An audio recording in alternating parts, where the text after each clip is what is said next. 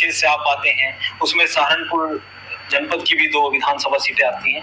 तो सहारनपुर में कुछ राजनीतिक विवाद आपके इंडिया अलायंस के बीच चल रहा है, जो 2024 में काफी दल बल के साथ मजबूती से इंडिया अलायंस चुनाव लड़ा, लेकिन अब पंचायत चुनाव जैसे नजदीक आए तो विधानसभा चुनाव तक के दावे किए जाने लगे आपके सहयोगी दलों की तरफ से कि हम अलग चुनाव लड़ेंगे, विधानसभा का 7 की 7 सीटों पर कांग्रेस लड़ेगी। इस तरह के दावे को किस तरह से देखते हैं?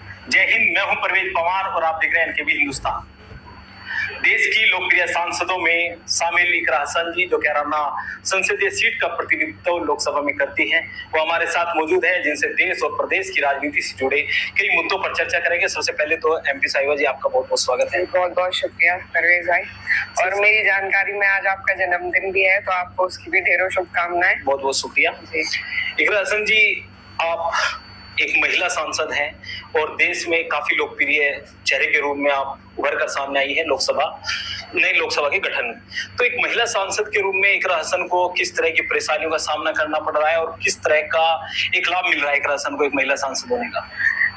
जी, सबसे पहले तो देखिए, लाभ हमारे कैराना क्षेत्र की पूरी जनता ने हमें पहुंचाया है। मुझे संसद तक इतनी कम उम्र में इतनी बड़ी पंचायत में, देश की सबसे बड़ी पंचायत में पहुंचाने का काम किया, तो मेरे लिए ये इससे बड़ी कोई बात नहीं हो सकती।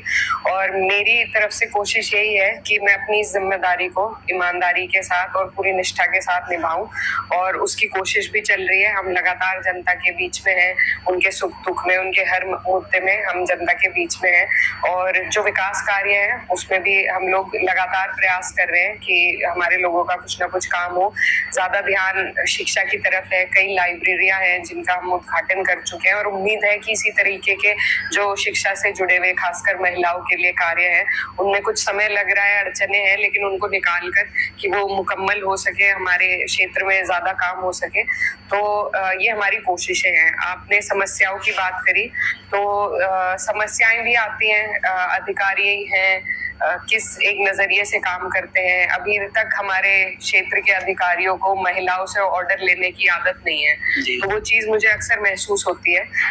कुछ लोग बहुत सम्मान भी करते हैं, हम भी सबसे सम्मान जनक बात करते हैं, लेकिन कुछ लोग होते हैं जिनकी मानसिकता एक उस प्रकार की है, जो महिलाओं को सम्मान नहीं दे सकते, उनसे आदेश नहीं ले सकते।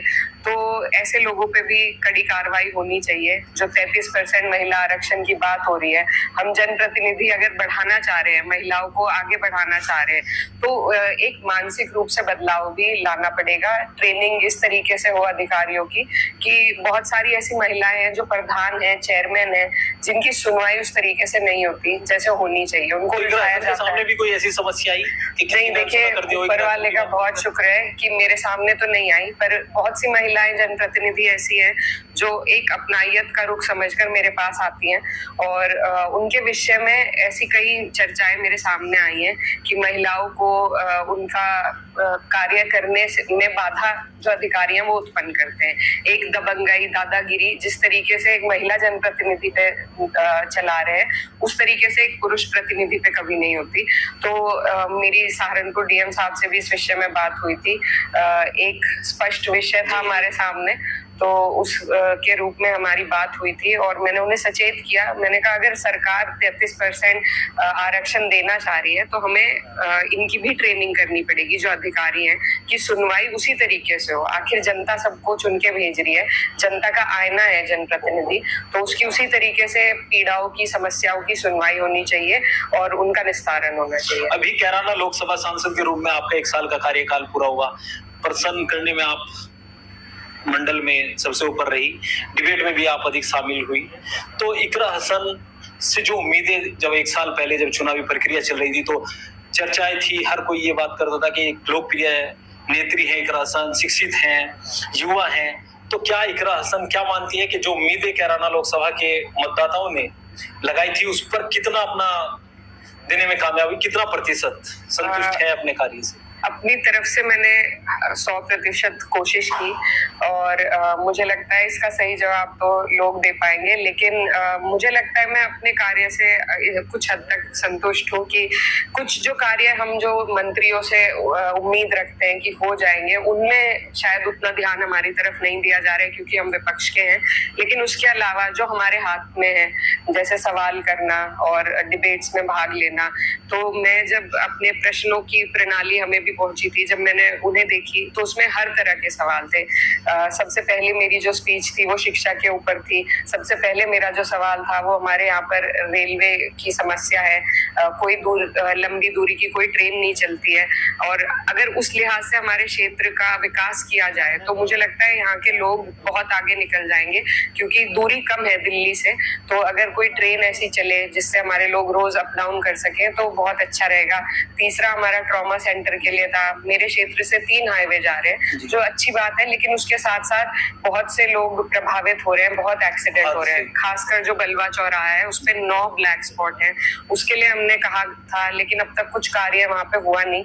तो मेरे और यमुना घाट के सौंदर्यकरण के लिए हमने आवाज उठाई। वहां पे भी अक्सर बच्चे डूबते हैं, 2 राज्यों के बीच का वो मामला है, तो उसके लिए हमने आवाज उठाई। हमने वक्फ बोर्ड के लिए आवाज उठाई। मॉब लिंचिंग जिस तरीके से बुलडोजर की कार्रवाई हो रही है, तो इन सभी मुद्दों पर मुझे लगता है हर वर्ग जिसने मुझे अपना आशीर्वाद दिया, हर समाज के लोगों का जहां तक आवाज उठाई जा सकती वहां तक मैंने कोशिश करी और आगे भी रही। आपने कहा विपक्ष की सांसद हैं आप, लेकिन सरकार में कद्दावर मंत्री धर्मेंद्र प्रधान सदन में आपकी तारीफ करते हैं, तो कुछ ना कुछ तो लाभ मिलता होगा जब सार्वजनिक रूप से आपकी तारीफ कर रहे हैं धर्मेंद्र प्रधान जैसे मंत्री।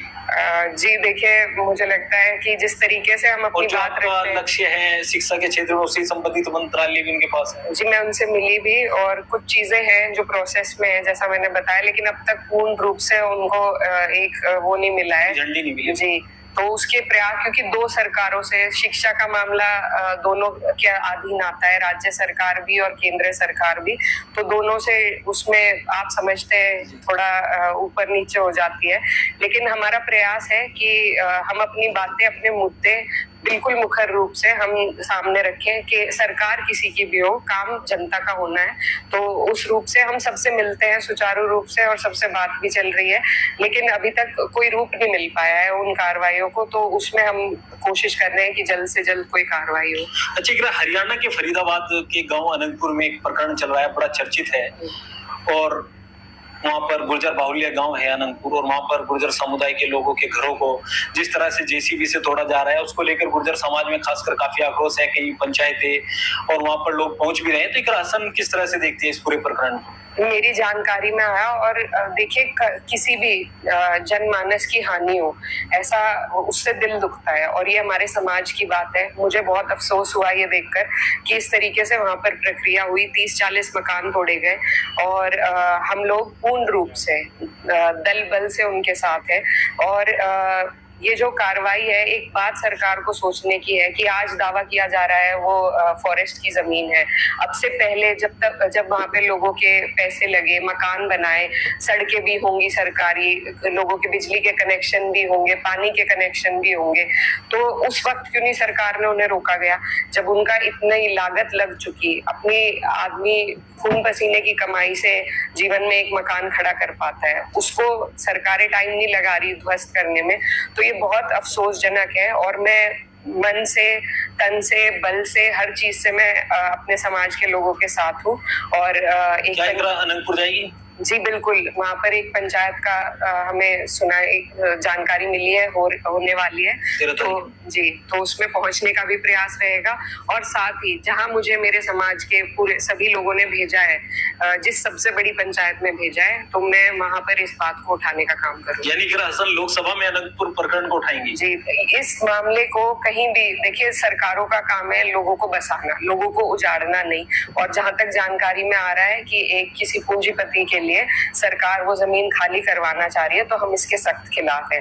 कई लोग बुलडोजर कार्य अब से पहले भी हुए, उनको एक धर्म का रूप दिया जाता था, लेकिन आज बात सबके सामने आ गई है कि ये सरकार किसी की नहीं है, ये बिकी हुई सरकार है, कुछ पूंजीपतियों के हाथ में खेल रही है।